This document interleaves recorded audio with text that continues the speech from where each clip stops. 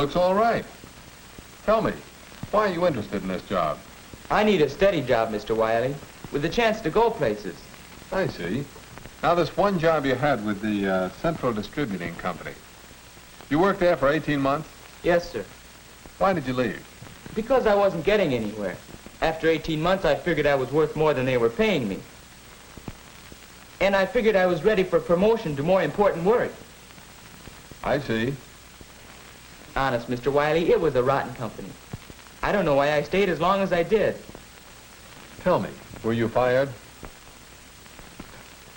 Yes, I was. But it wasn't my fault. The company just up and started firing people. Retrenching, they called it. What do you think of that? I think it's a pretty normal situation. A business has to live within its income. Many factors affect that income. Sales, general economic conditions, the development of new industries that replace old ones.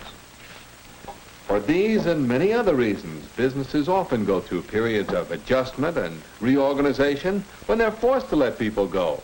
I didn't do anything. Why me? You said that in 18 months you hadn't gotten anywhere. That's right. Other fellows who started later were promoted right over my head. How much warning do you need? Couldn't you see the company valued the other fellow's services above yours? But I thought I was doing fine. What did I do? Do you expect me to answer that? No, sir. I guess you wouldn't know. Actually, I probably do know, better than you do. I have no business taking time for this, but, well, I can't help thinking you might really amount to something if you'd set your mind to it. Try to see yourself as your employer saw you. Better still, let me give you a picture of a case I really do know. It's about a young man who came to work in our shipping room here, and another young man. Now, we begin work here at 8:30. That's the time to begin this business of keeping a job. And that's the time Bob Anderson began work every day. We could depend on him to be on time and to do his work on time. You might call him an eager beaver. But look at it from the employer's point of view. Wouldn't you like to have Bob working for you? Dependability is one of the main keys to keeping a job and getting ahead. Now, dependability includes a willingness to work. Some of the work in our shipping room is hard work. That's why we've always had two fellows working there. Well, two fellows who were supposed to be working. The other fellow I want to tell you about is Walter, Bob's brother, Bob's twin brother. But the resemblance is only skin deep. Look at Walter from the employer's point of view, and you see how not to keep a job. Look at him from Bob's point of view, and you see how not to get along with your fellow workers. On the other hand, Bob would be popular wherever he worked. You know, he would do his share of the work and help others who needed help. Cooperation is another way to keep a job.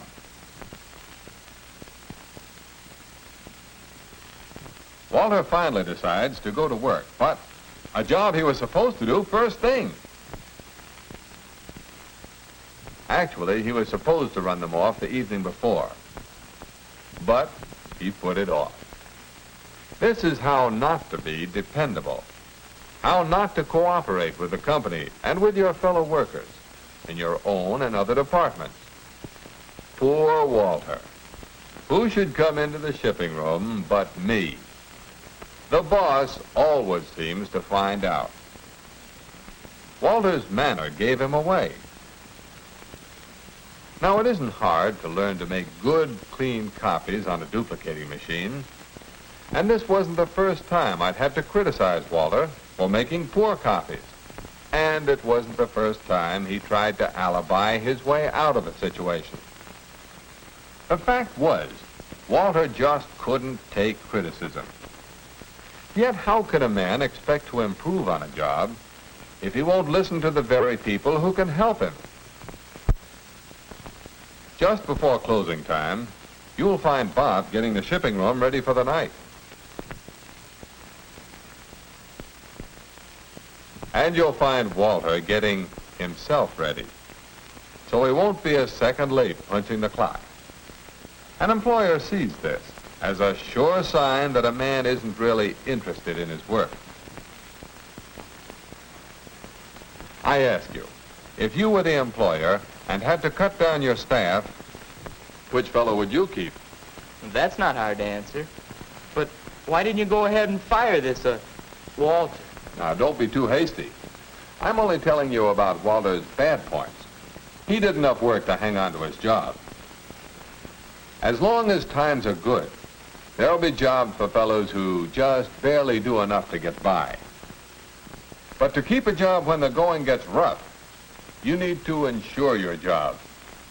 Make yourself so valuable your employer can't let you go. We've talked about dependability and cooperation. Now, another prime quality is initiative. And for once, I have something good to say for Walter. It's not hard to understand why he was unhappy whenever shipments were left just inside the door. The packages had to be hauled all the way across the room for wrapping, then hauled back again when they went out.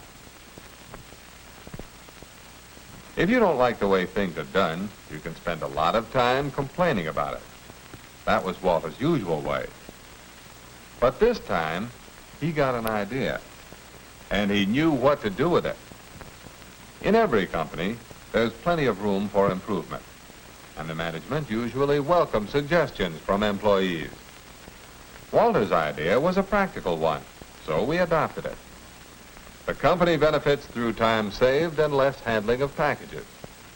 The fellows in the shipping room benefit through having one of their harder jobs made easier. And Walter improved his standing with his employer by his display of initiative. But one good mark isn't enough. One day, not long after, Walter was taking advantage of a lull in the work, and Bob was bringing the shipping records up to date when... What you got there? Shipment for you. Wise guy. Well, finally. The stuff they've been running in here asking about every hour for the last 3 days. Sign here.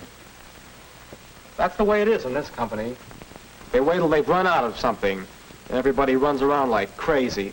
No system, and nobody in charge with enough brains to start one. What a way to run a business. You don't like the company, why do you work for it? Me, I work for a swell outfit. I'm proud of them. Maybe I'd like to work for them. Could they use me? What for? A press agent? Yes, Walter found out that nobody thinks very much of a man who talks against the company he works for. And what did Walter gain by making that false statement about his company?